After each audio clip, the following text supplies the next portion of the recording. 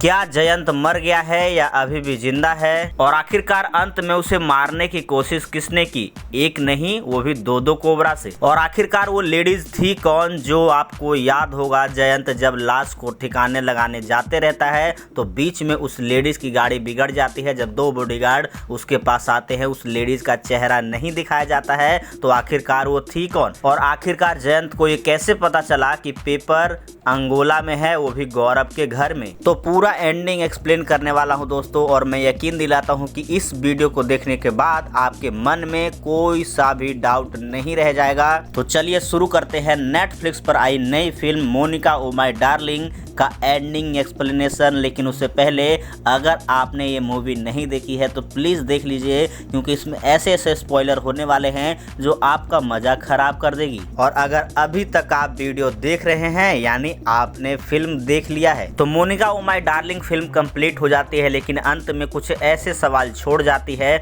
जिसका जवाब नहीं दिया जाता। तो आज उन्हीं सब सारे सवालों को लेंगे कि अंत में क्या हुआ और कैसे हुआ। तो सबसे पहले अगर बात करूं तो जयंत को कैसे पता चलता है कि गौरव का घर अंगोला में है, ये भी एक डाउट था। तो आपको बता दूं कि गौरव जयंत का बचपन का दोस्त है, तो भाई उसे बिल्कुल पता होगा कि उसका घर कहाँ अंगोला में है। और उसे कैसे पता चलता है कि कागज वही है, तो आपको याद होगा कि अपनी सिस्टर के घर में जब वो पेपर की तलाशी कर रहा था, जब ही कॉल आता है किसका, निक्की का, और जयंत उसे झूठ बोलते हुए कहता है कि वो अंगोला में है। तभी उसका दिमाग ठनकता है और उसे याद आता है कि शायद ऐसा भी तो हो सकता है कि गौरव अपने गांव, अपने घर अंगोला में वो पेपर छुपा रखा होगा। तो वहीं वो गाड़ी स्टार्ट करके अंगोला पहुंच जाता है, जहां उसे वो पेपर मिलता है। कागज तो मिल जाता है और उसे जला भी देता है जयंत, लेकिन वहीं दो नाग मिलते हैं उसे। और आपको ये पता होगा कि उसे नाग का डर बचपन से ही बना रहता है, और वो नाग से बहुत डरता है, सांप से।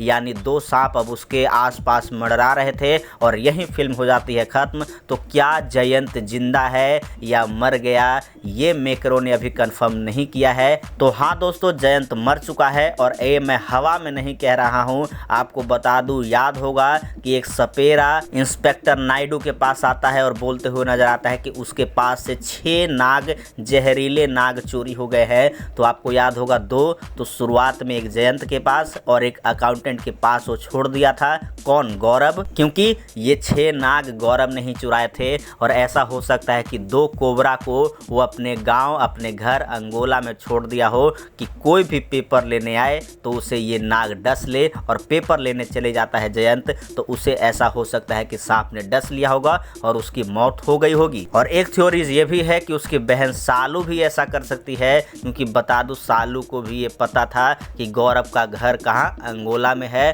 और वो ऐसा इसलिए कर सकती है क्योंकि वो अपने भाई से सबसे पहली बात तो जलन के कारण, और दूसरा गौरव का बदला, क्योंकि गौरव से वो प्यार करती थी और गौरव को मार दिया था किसने, जयंत ने। तो ऐसा हो सकता है कि सालू भी मरवा सकती है अपने भाई जयंत को, और 2 नाग छोड़ दिए हैं क्योंकि उसे बचपन से पता था कि सांप से डर लगता है जयंत को। तो ऐसा हो सकता है कि उसे मारने के लिए छोड़ दिया हो। या इन दोनों से विपरीत ये भी हो सकता है दोस्तों कि वो जिंदा हो, क्योंकि हमें बीच के सीन में भी दिखाया जाता है जब सामने सांप आता है तो वो कंट्रोल कर लेता है और उसे एक तरीके से हिप्नोटाइज कर लेता है। तो यहाँ भी हो सकता है ऐसा। ये तो थ्योरीज है, या ओपन एंडिंग मेकर ने बिल्कुल कंफर्म कर दिया है। यहाँ से ऐसा है कि जनता कुछ भी सोच सकती है, देखने वाला वो इधर भी सोच सकती है, उधर भी सोच सकती है, इसलिए मेकर ने मास्टर स्ट्रोक खेला और ओपन एंडिंग रख दिया। और एक और बड़ा सवाल कि आखिरकार वो लेडीज थी कौन। आपको याद होगा जयंत जब बॉडी को डिस्पोज करने के लिए ले जाते रहता है तो बीच में एक लेडीज़ की गाड़ी खराब हो जाती है, जिसके 2 बॉडीगार्ड जयंत के पास आते हैं